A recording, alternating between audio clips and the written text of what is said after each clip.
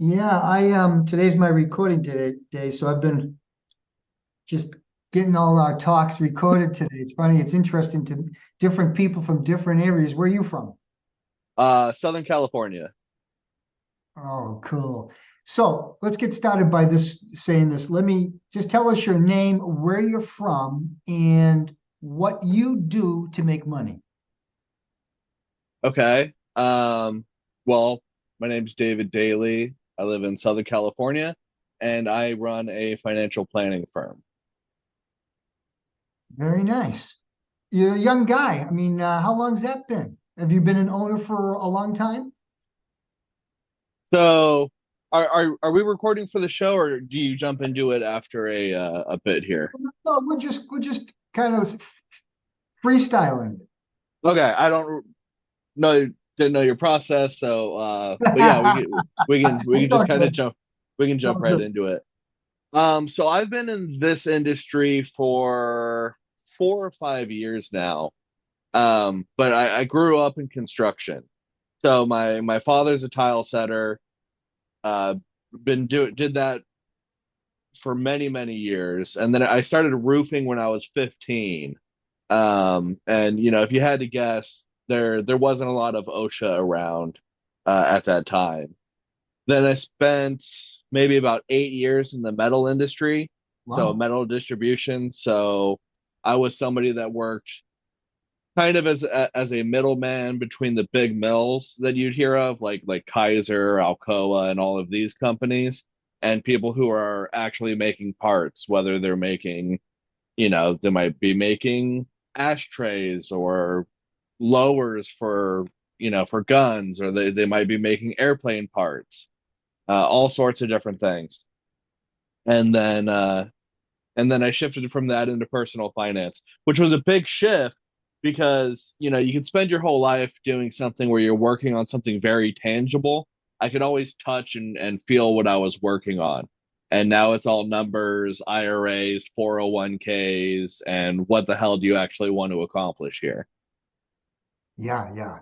So now it's a lot more serious too. I mean, it's a big responsibility and stuff. Are you liking what you do? Would you say you love it or you can do it for the rest of your life? Is this something you'll continue? Well, I want to change it for anything. And you have a different impact. I mean, remodeling somebody's home or something like that, it definitely has an impact. Making sure your roof doesn't leak, it can have a huge impact on your family, right? But all of these things are much different. And if you grow up in the kind of space that I grew up in, and you got guys working in warehouses, people are usually more interested in getting off work and going to grab a six pack than what their money is going to look like 30 years from now, right? And part of what I want to ultimately accomplish is having a positive influence on affecting a little bit of change in the way that we think about finances and money and what we're trying to accomplish. Yeah. Is it booming today? Your business, is your industry booming today? It seems like more people are investing today than ever. It's hard to say. And one thing, the in my opinion, the industry has definitely matured a lot over the past few decades. Depending on the thought leaders that you're listening to in these spaces. Um, and there's much more access to information and tools just as a retail person. You can go to Fidelity or Charles Schwab and Robinhood and so many of these places that can really help you get started with a lot of stuff when people want to be do-it-yourselfers or just getting started. There's so it's easier than ever. So I hope more people are doing it, but my experience is that people are not. Do you have a fear when you're investing? Fear in terms of what? I mean, when you're dealing with other people's money and you're going to help them to grow their money, do you have a fear of that not working out? Not so much. Um, and there's a lot of good reasons for it. Sure, I might invest somebody else's money. Actually, I don't invest other people's money differently than I would my own. Right. But my goal isn't going out there to take big risks to make people extremely wealthy tomorrow, Right. right? I believe in, all of the buzzwords you hear: diversification, time horizon, managing risk. All of these things are actually really important. Um, Past performance is no guarantee of future results. You hear that all the time, and it's very true. But we still have to look to the past to learn our lessons and things of that nature. So if you have a good diversified portfolio and you invest consistently, um, your outlooks are pretty good. When the closer you get to actually retiring is when you really need to have a lot more considerations around how you de-risk, right? But if you invest well and sensibly, use the right types of accounts and all of these sorts of things, you're better off spending your time and your energy focusing on building your business, growing at work, spending time with your family. That's when it actually makes sense to talk to somebody like me, is when the risk outweighs the reward and your time is more valuable than it would cost to pay me to make sure that all of these things are on point, right? Um, Another area that I feel that my industry has evolved over the years is, 20 years ago, it really was just about investments. You give somebody money and they either charge you a commission and invest it in the stock market, and you hopefully see your account grow a lot over time. Um, but now, you know, people expect, and for good reason, to get more value out of their relationships with people. You want to talk about estate planning, you want to talk about taxes, insurance, and it's not just life insurance. What's your homeowner's policy look like? Do you have umbrella coverage? What are all these unknown things? you know should you be saving? How do you balance saving for retirement and sending your kids to college, right? So these kind of goal-based questions are things that you really want to be having conversations about.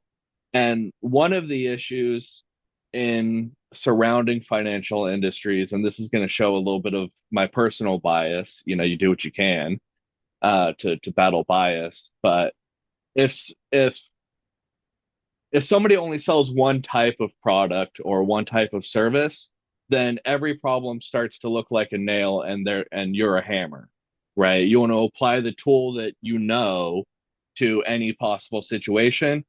And in my opinion, that does isn't always going to get people the best outcomes. And you know what? At the end of the day, the money's a tool to help you get somewhere. Our very few people, and not the people that I want to work with, are out there saying, "Okay, let's see how much money we can hoard for the sake of having piles of money." What the hell is it for? Yeah, my generation, what I picked up and what I was taught was put all your eggs in one basket, then protect that basket, Okay, And that's a way of looking at it, I guess. How do you feel about crypto?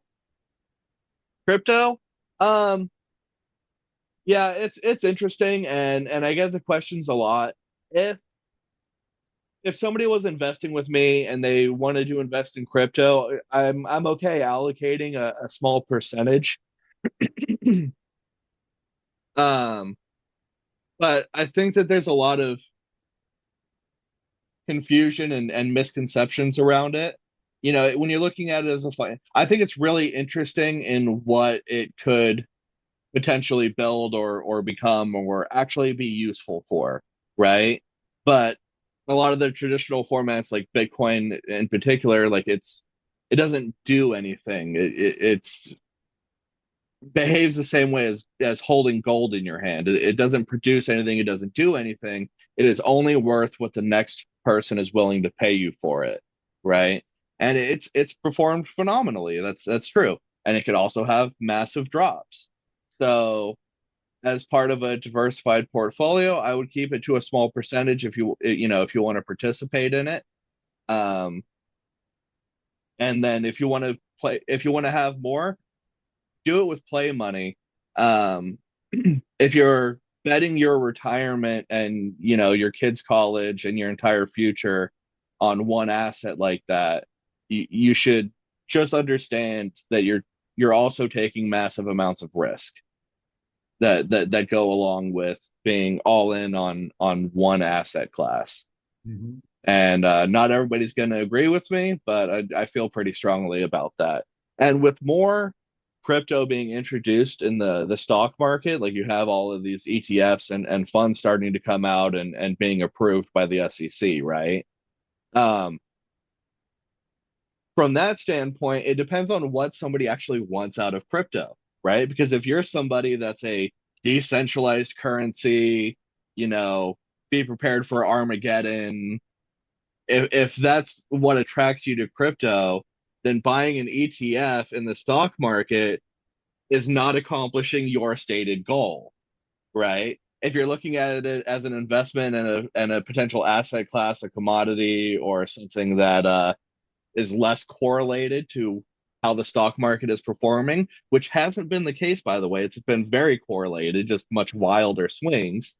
If you're looking at it as a different type of asset class, then then you know then it makes sense to invest in it. Who do you follow, David? Who is, we all have teachers and mentors. Who is your guy? Who or girl? Who is it that you pay attention to? Maybe on YouTube or something like that. Yeah. Podcasts. The kind of thought leaders that I really love in my space, it gets super nerdy. So I think it's only really interesting to somebody in my industry. But people like Michael Kitces and Carl Richards are two guys that I would definitely fanboy over a little bit. Um, but for people that want to know more about money or like this sort of thing, I would definitely suggest reading books like um, the Psychology of Money by Morgan Housel is a top five books of all time. That sounds great. Uh, oh, it is an absolutely wonderful book, not terribly hard to read, and it will teach people so much about money. You just have to be halfway interested in caring about what happens to your finances and how financial behavior actually works. It'll give you incredible perspective if you want to get into something like that.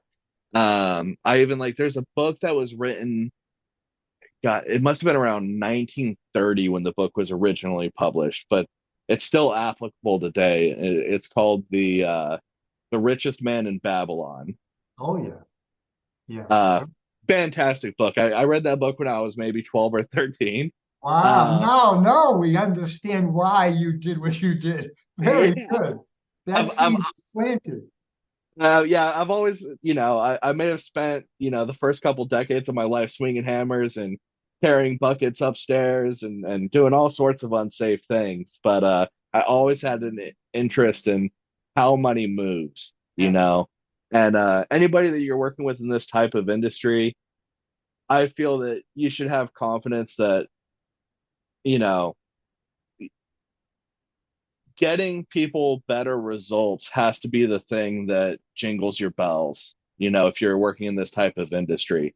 If somebody's interested in this industry and you want to go into it because you want to make a ton of money, that's the wrong perspective, Yeah. right? It has to be people first. It has to be purpose, you know.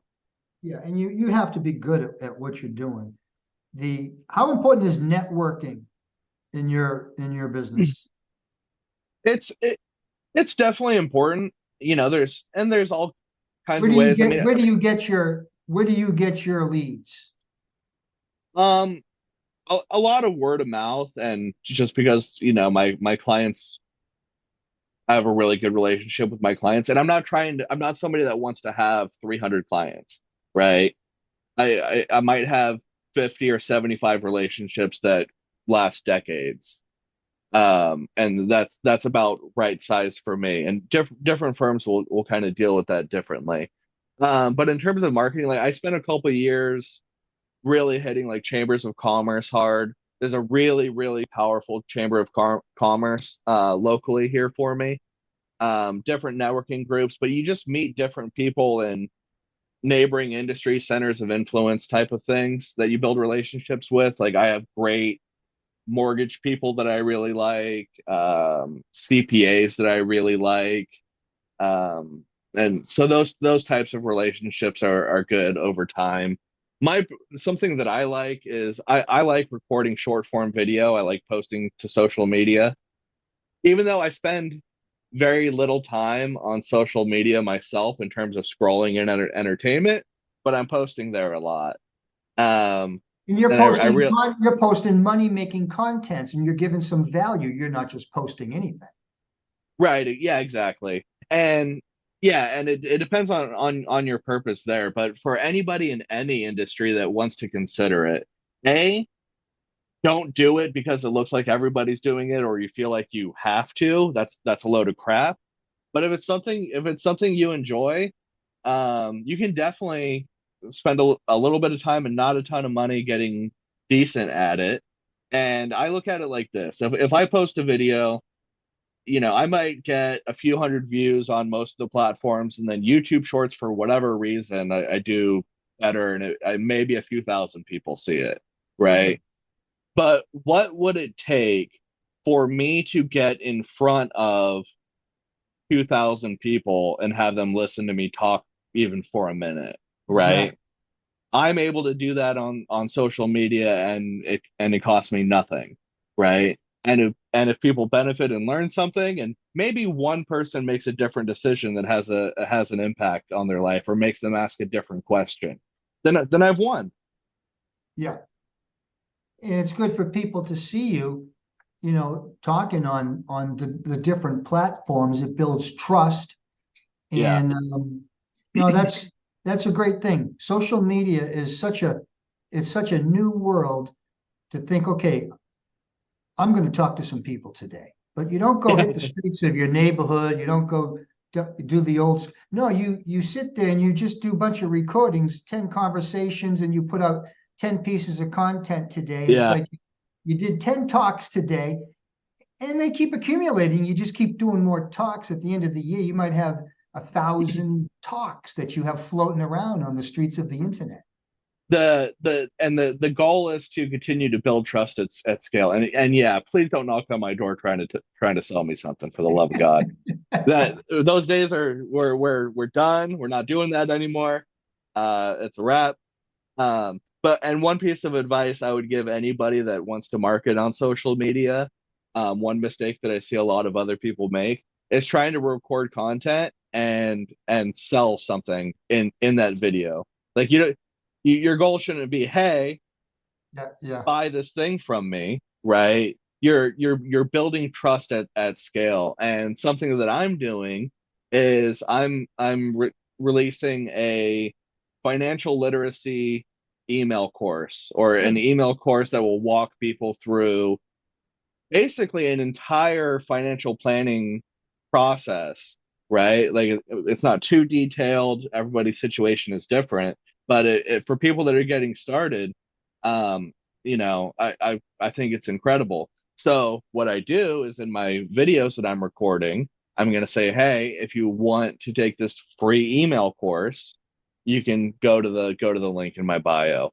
Yeah, And I think that kind of middle ground is a better way for people to reach more customers. And yeah, some of the strategy, in my opinion, part of it depends on the size or the ticket price or importance. Importance might be the wrong word, of the thing that you're selling. Like I'm selling a lifelong relationship and managing all of your assets. That's a lot different than I was going on social media and saying, "Hey, I built the best pen in the world. Support small business." It, yeah, it's a different animal. yeah. When you, at the end here, when we finished our talk, we'll have this put up on Spotify. And if you have a link or something you'd like to give us where people can have access and grab that when it's available or however you're going to do it, let us know and we'll put that up there as well, that link. Okay. Yeah, I'll give you the link to do it. But it's simple. It's just my website, dailyfp.com. And again, so the link will be in the show notes there. Yeah. So that'll be great. Yeah, the podcast is just to talk about what's going on in the world with people and what they do for work. And everybody's got their challenges. What are the challenges that you face in your industry? Um, I've been in the industry for 4 or 5 years now, but been independent for about three. One of my particular challenges is when I got into this business, I had absolutely no sales and marketing background, which presented a very interesting challenge. Trying to build a business, you learn a lot of lessons along the way. Also, another great book everybody needs to read, two books everybody needs to read, Profit First and the E-Myth Revisited. The E-Myth Revisited is a huge one because it talks about the problems of being a doer. You might be incredible at your job, but there's so much more that it takes to actually run a business, right? You might be the best baker in the world. That doesn't mean you have the skill set and tools required to successfully run a bakery. Right. So those two books were incredibly important in my development as a business owner. And as a business owner, depending on the type of business, I'm not a brick and mortar. Um, so I work out of my home. That means I always have my kids running around, right? So I'm not commuting, but there things come up. Let's put it that way. Yeah, yeah. I Next year sometime we can reconnect and you can tell us how things are going in your journey. But what's the big picture for Daily? What is the big picture with your business? Where do you want to take the business? I want to have a right sized business. I don't need to build the next $1 billion firm, but I want to know that I've had a huge impact with the people that I do work with and help them get better results, change their perspective. Um, the work that I do now has the ability to change family trees, right? And so that's the mission. That's the goal.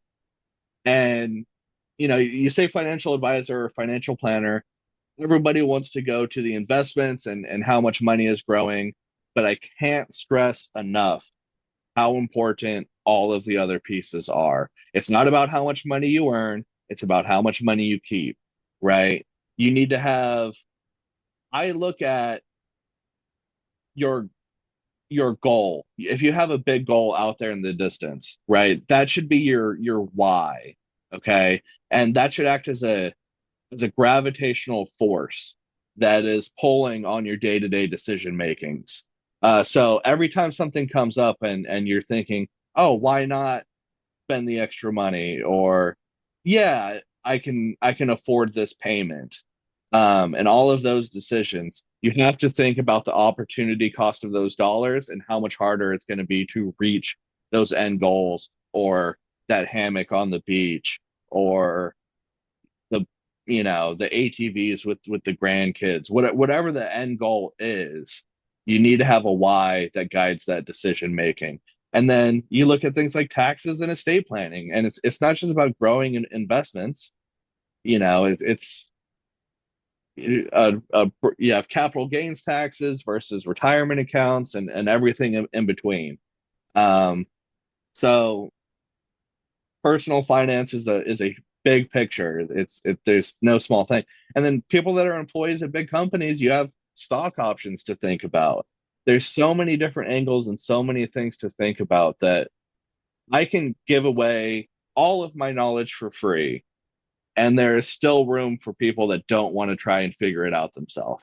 And that's what I like about what I'm doing now. Yeah. When you're young, you don't think much about saving when you're young. Money is, you don't quite, like you said, you don't quite get it. And that book you were Yeah, talking about is understanding the money part. But if a person's in their late 20s, and let's say 28, 29, they haven't hit 30 yet, what would be the easiest thing they could do to save, not really feel it, and when they're 60, be set for life? yeah, automate it. And if you're starting in your 20s and you get average historical stock market returns, if you're starting in your 20s, it is not hard to retire a millionaire, right?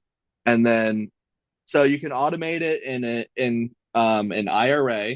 You want to probably be a little bit on the aggressive side. And if you have a job that offers a 401k, start there, right? Absolutely. Make sure you take care of the at least as enough to take advantage of the employer match. But you can go to if anybody goes to, you can go to investor.gov, and it has financial calculators on there, and you can put in the numbers.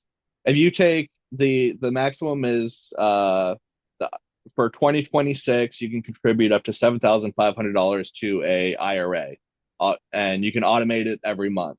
There's so many easy ways to accomplish this, or do it in your 401k, and you'll never see the money. It'll come out of your paycheck. Um, do that seven, eight, $8,000 a year. Play with the numbers and see how it ends up. But it is so easy if you're starting in your 20s to be a millionaire. Every decade that you wait, um, significantly increases the amount of money that you need to save to reach that same stated goal. Yeah. So automate your investing. How is the that platform? I'm not sure of it. Robinhood, where you could take the change, you could take a few dollars here, a few dollars there. Is that something that's a because it seems to me like a young person would be able to very easily drop money here and there. Is Robinhood a real deal? I mean, can you do that with Robinhood and make good of it when you're in your 50s and 60s? I don't know if Robinhood does that in particular. I know there's a something called Acorns out there that is supposed to like invest the difference of a dollar Yeah, and yeah, crap like that. Eh, I mean, and every service that is being offered, everything comes with a cost. It seems kind of gimmicky to me. yeah, I think start with, get some clarity on where the hell your money is going. Don't get sold ridiculous and insurance products. I really like a budgeting platform called Monarch. It used to be called Monarch Money, and it's like $10, $15 a month, but you can really see where every dollar is going when you connect accounts. Great, fantastic tool. You don't need cutesy stuff, but when you're talking about something like Robinhood, Robinhood is a brokerage platform where you can go to invest money, right? You can do that with it's the same category, almost different animal. Robinhood, Charles Schwab, Fidelity, Goldman, they all have their platforms, right? Um, but those are just platforms that you can invest on, and some of their tools will be a little bit different. Cost might be a little bit different. When you're looking at investments, an important thing to understand is look at investments themselves as a vehicle that is going to take you somewhere, right? Vehicles can be a little bit different. Maybe they're really good at climbing up hills and getting through hard times, but maybe they're not as good about being efficient, right? You have different vehicles. You have to buy investments to put in the vehicles, right? The investments are your fuel that's going to power that vehicle to actually get somewhere. So you have to open an account, you have to put money in it, and then you actually have to buy investments inside of the account. I can't tell you how many times I've seen investment accounts that just have a bunch of cash sitting in it, which is a huge missed opportunity. Um, yeah, but invest.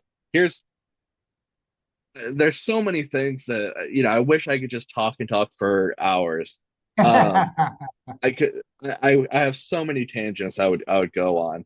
But the when you're looking at investments, if you get it, you can reasonably expect in a diversified portfolio, you know, even if you're being pretty conservative, let's say 6 to 8% a year, right? That you can compound your money. And it's compounding is so powerful.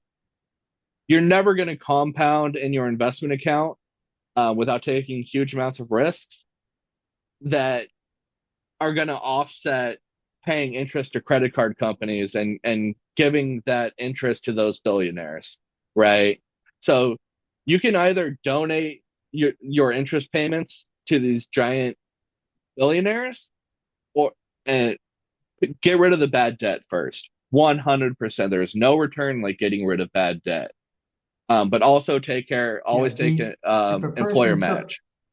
you're frozen a little bit, you'll come back. Sometimes there's a freeze. You should come back here within a few seconds. You should Yeah, be back I here can right hear, about now. Are you there? I can hear you. Still Okay. frozen. It's coming. Hang in there. Your I can internet hear connection you. is unstable. Okay, there you go. Here you are. You're back. All right. Okay. But yeah, so Yeah, that's good. if your If, investments if, gain 7%, your credit cards are doing the exact same thing, but they're oh, it's going horrible. backwards by 20%, right? But an employer match in a 401k is matching your money by 50 to 100%. So that's how I kind of weigh the first priorities. For a person to enter, call it the entering point, they would have to put in at least 500 bucks a month, right? $500 a month, No, $1,000 a month, probably.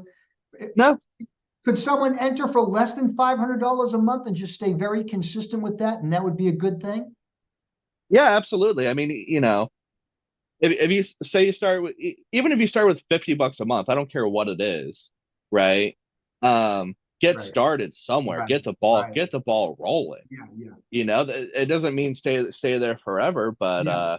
Yeah, because once you open up that channel, you're putting $15 a month in. That process is all set up. You know that, okay, this month I'm going to drop in 100, or this month I'm going to drop in 500. But if you don't yeah, have that set up where you at least, you have it happening, you're putting in 15, $20 a month, you can increase that anytime. right. And paying your future self is just as important as paying the rest of your bills. Saving for the future should not be something that we do with uh, quote unquote leftover money at the end of the month, right? And you set it up, and then that becomes your new normal. It's built into your budget, right? And then the next month or 2 months later, you can say, okay, I could survive on $20, $25 less a month, $50 less a month, right? And you increase it. And say you get a new job or you double your income. Well, your savings should go up significantly as well. Right. Um, a good place to start is to aim for 15% of your gross income, right? It's a good benchmark that's out there. Um, Again, everybody's situation is different, but that can be incredible. You're not going to go from zero to, how much you wish you were able to save. Yeah. And with 50% of, what was it? 50 or 60% of households were spending 50 or 60% of their money on housing. It was a statistic that I read That's from huge. 2023, I think. Yeah. And it is incredibly expensive. There's real challenges out there that people are facing that make it really difficult to accomplish these things. And if you have a hiccup, you can't beat yourself up. We're just always, what is the next best decision we can make to move our life forward? Yeah. Is what I try and encourage. Um, Here's another crazy statistic for you. Um, Again, here's that 50 or 60% number, but over how half of households with a household income of over $300,000 per year were still struggling with credit card debt as of a year or two ago. Yeah. That's a That problem. is that is Big purely problem. a lifestyle and behavior. Um, but no, but we're not teaching financial literacy, Yeah. right? You buy a bigger house, you have two cars. Well, you make enough money, you're responsible for buying your kid a car, and you got to pay their insurance, right? You're supposed to be well off. You're supposed to afford all of these things. To hell with all of the expectations. You know, it's like the hottest part is getting to the gym. It's not exercising, it's getting to the gym. And the hottest part about investing, I think, Yeah. for people is setting it up and making that first transaction. Yep. And once you make that Start first showing up to the transaction, party. I think the odds increase that you're probably going to keep going. You could hang in there, but if you don't get it started, you're done. Yeah. Yeah, and you have to have the willpower to watch it drop by 40% because it's going to eventually. You get times like 22, all the 2020 fun that we had, 2008, 2000, and every other time before that in history. Because people love to talk about the average returns, whether it's 6, 8, 10%, right? Blah blah blah. When when you look at it from a day to day, the stock market's going up 20%. It's going down 15%. It's going up and down and up and down. If you can stop looking at it and let your long term money be long term money, you're way better off than sitting there trying to check it every day. And Yeah, that's if you're day trading and trading back and forth, trying to make a quick buck on apps like Robinhood or anything else, that's not investing. That's gambling. yeah. If you want to play, I'm all for play with your fun money. If you got fun money and you're doing your thing, cool. yeah. And another thing, even if you do okay on that, which people don't do consistently well over long periods of time, you also have more tax problems. Yeah, taxes are always a problem. Taxes are a bitch. Taxes are always a challenge. Yeah, if you can get the money problem fixed early on in life, then you can really enjoy life. It's challenging for so many because they're so concerned and worried about, paying for the rent, paying for the groceries. I mean, the rents today, like you were saying, it's out of control. The mortgages today, getting a home is almost impossible for young people. They just got to they got to get a side gig. They got to figure it out, right? They can't not, you Yeah, just can't get all messed up about it. You got to figure it out. And the only thing you could do really is get a side gig. yeah, and it's hard. Like here in Southern California, like um Well, it's in tough my there. Wow, in my area, you might be lucky if you find a two-bedroom apartment these days for less than $3,000. that's mind-boggling, huh? It's absolutely insane. How is anybody supposed to get ahead? Yeah. But it's really hard if you zoom out and try and look at the big picture of money problems. And I mean, huge corporations are definitely a huge part of it, and all kinds of real serious money problems that are out there. But you know, it takes two incomes, right? So if you have a mother and mom and dad that both go to work, well, that means you're paying for childcare, or you need to have some kind of childcare solution. Well, you want that person taking care of your child to be well paid, right? But in order for them to be well paid, you have to pay for it. So Yeah, because it's you don't want to slouch. You don't want to pay someone that's cheap because now you might get some meathead taking care of your kids, yeah, you don't want the Timu childcare provider. Uh, Yeah, it's not a good look. not a good It, thing. so yeah, it's really hard out there, and whether it's a side hustle or the right kind of education that's actually going to give you a return, don't go to college because you just have to go to college, right? But if you're going for your certificates, trade schools, is there a way that you can be more valuable and make more money? Yeah. Um, but Yeah, there's if I'm you're not convinced that there's enough good paying jobs out there for everybody right no, now. no, I don't believe that either.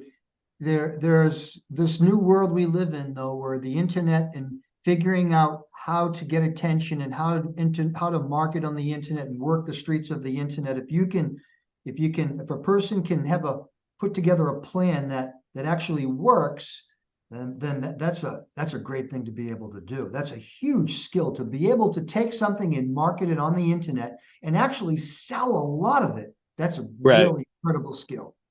But if the times get good, remember that they might not always stay good. Yeah, things change for sure. And Set yourself up is all I'm saying. yeah, yeah, yeah. You got to be wise with your money.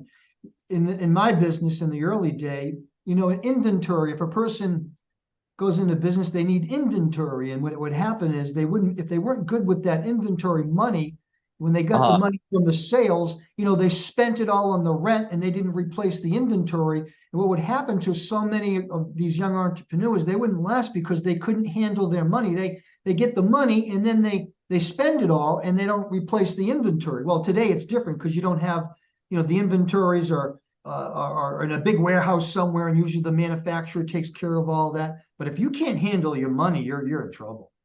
Right. And what if you have accounts receivable problems? All of these sorts of things. Yeah, you got to be Yeah. disciplined. Yeah, you gotta if you're doing your own thing, you need to handle your cash flow. That's another reason I like profit first. Yeah, Kind of teaches you to how to think about making sure you get paid. I like Um, profit. I like profit over wages myself. yeah, yeah, Yeah, it's not for everybody though, David, because it's a very challenging mentally to be able to pull this off on your own. And because of our own stinking thinking, because of system testing, things you have to learn, because of disasters. How about through COVID? That was a oh, horrific brutal. people had to go through for COVID. That 2 years of was terrible. I But have clients that are business owners and in different industries, and I just watch them get beat up and not know if they're going to make it. Or wow, and some people ended up doing perfectly fine, but everybody's going to be different. But for anybody that wants to start a small business out there, whatever it is, go if you're going to go ahead and give up to 9 to 5, you can do so. It just means you're going to work 24 hours a day, 7 days a week, because your brain yeah, is never going to turn off about it. yeah, Not for the first number of years yeah, at least. yeah. You got to be a little crazy. Yeah, and I wasn't able to keep my job and build my business on the side. I couldn't, my head wanted to go over there and I was moving. So I just went for it. I went all in. I'm not saying people should do that, but if you can, you go all in and then you fight like hell and have the do or die attitude and You keep got to your fight like priorities hell. straight and you can make it. You can make it. It's When just, when you did that for yourself, because these are things that people need to consider when they're making those decisions. How much how much runway did you have for yourself, and what did your responsibilities look like at that time? yeah. I had two babies going through a Yeah. separation, living with my mom, and I was living from sale to sale and customer to Okay. customer and leveraging so that I could make more money, leveraging by building a distribution channel for my stuff. At the same time, I was getting customers so that one day the distribution channel would take over and I'd have, that financial freedom that I was looking for. Right. And it took 5 years. 3 years I was on it. 5 years it's been, and now I've been almost 40 years since.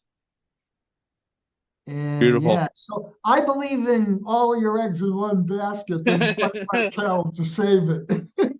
Hey, and but like I said, I'm not trying to make people rich tomorrow. Your time is more. You're not going to make as much money, with me that you can potentially running your business and doing the big valuable things. You know what I mean?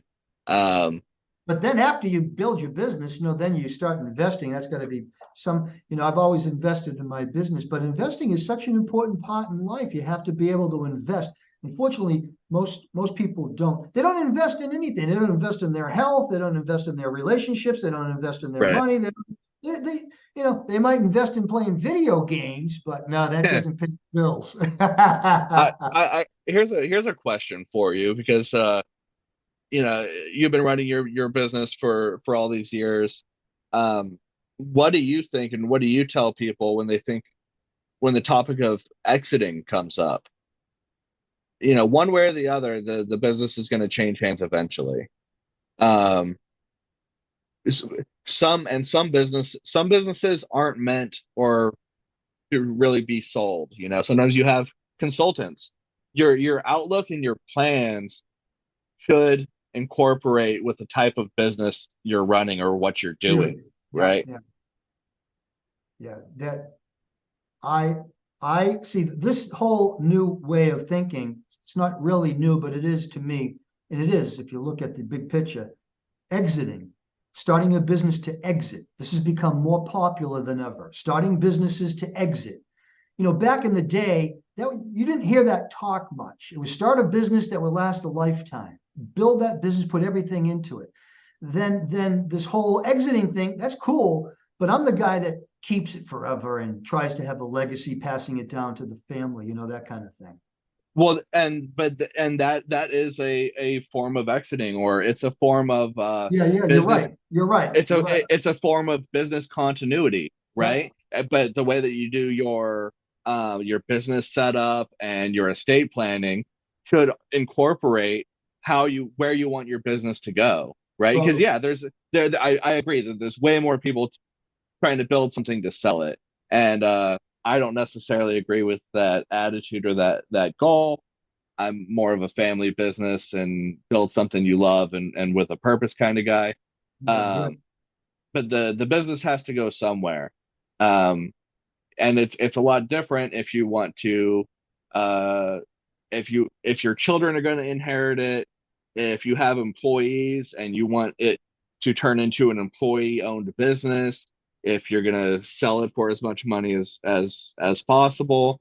But people need to start having those conversations and those thoughts with your CPA, with yourself, with your family. Start having those conversations way earlier than you think you need to. Yeah. Um, Yeah, I mean, you don't know if you're going to make it. You won't, who knows? You never know. Tomorrow you may not be here. Things like that can happen. And yeah, there's a lot of baby boomers out there, lots of boomers, right? And it's people a, do get hit by buses. yeah, you get hit by buses. And but it was great talking to you. But we'll pick up this conversation again. And when we post this up on the Spotify, we'll make sure that that link is in there that people can grab that material from you or whatever you want to just let us know and we'll do that. But David Daley, it's been a pleasure talking to you. I didn't know what angle you were coming at, but that's kind of why I asked you to tell us what Yeah, you do. me either today. I didn't have the deal done. I'm like, wait a minute, I don't see what's the deal with him? What does he do for work? But I appreciate you rolling with the punches. We kind of went fast to get started. Yeah, definitely. And yeah, we'll do it again. Yeah, it's always a good thing. It's just like talking on the phone in the old days, but except now it's a video and we're putting it out to the world to eavesdrop. Sheesh. Oh God. And yeah, last thing. I mean, it is crazy that my kids will never know what it's like to not have a robot in the house to talk to. Unreal. Wow. It's it's insane. It's Yeah, that absolutely is. crazy. That But is. cheers, and we'll talk Yes. again. Thanks, Very Jack. good. Nice to meet you. God bless all you do. Happy holidays, and we'll talk to you next year, I promise. All right. Okay. Bye.